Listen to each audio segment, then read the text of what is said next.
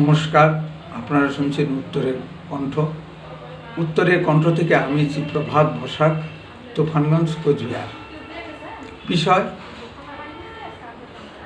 রাজনীতিতে ভাষা সন্ত্রাস।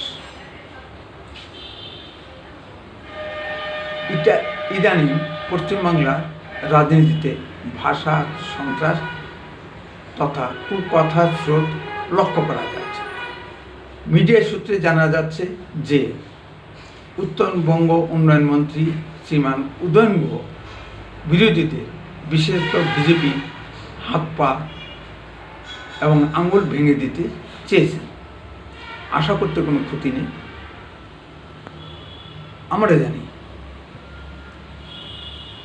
পশ্চিমবঙ্গে এই ধারার জনক আরামবাগের প্রাক্তন এমপি শ্রী অনিল বসু, যিনি একক সংখ্যক ভোটে নির্বাচিত হয়েছিলেন। পরে এ কাজের জন্য তিনি সিপিএম থেকে বহিষ্কৃত হয়েছিলেন। আজ মহাকালে অতল গর্বে সিপিএম নিমজ্জিত, আর বিজেপি ভারতবর্ষের শাসন ক্ষমতায়। সুতরাং বলাই যেতে পারে যে এই সন্ত্রাস বেশি দিন চলে না। আরও বলতে হয়, প্রাক্তন মুখ্যমন্ত্রী জ্যোতি বসু এবং বুদ্ধদেব ভট্টাচার্যও কম যাননি। তিনি বিজেপিকে মাথা ঘুরিয়ে দিতে চেয়েছিলেন।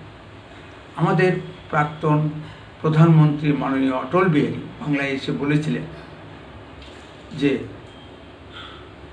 পশ্চিমবঙ্গের মানুষ, বিশেষত রবীন্দ্র সাহিত্য ধন্য মানুষ, কিভাবে এই ধরনের ভাষা সহ্য করে। কলকাতায় তিলোত্তমা ধর্ষণকাণ্ডে শাসক বিরোধী যে যার মতো প্রতিবাদ করছে, তাতে কোনো ক্ষতি নেই। এমনকি পৃথিবীর বিভিন্ন স্থানে বিভিন্ন দেশের মানুষ এই ন্যক্কারজনক ঘটনার তীব্র নিন্দা ও প্রতিবাদ জানাচ্ছেন। আমাদের পশ্চিমবঙ্গের মুখ্যমন্ত্রী যেহেতু মমতা ব্যানার্জি, সুতরাং তিনি প্রশাসনিক প্রধান, তার দিকে তো আঙুল উঠবেই।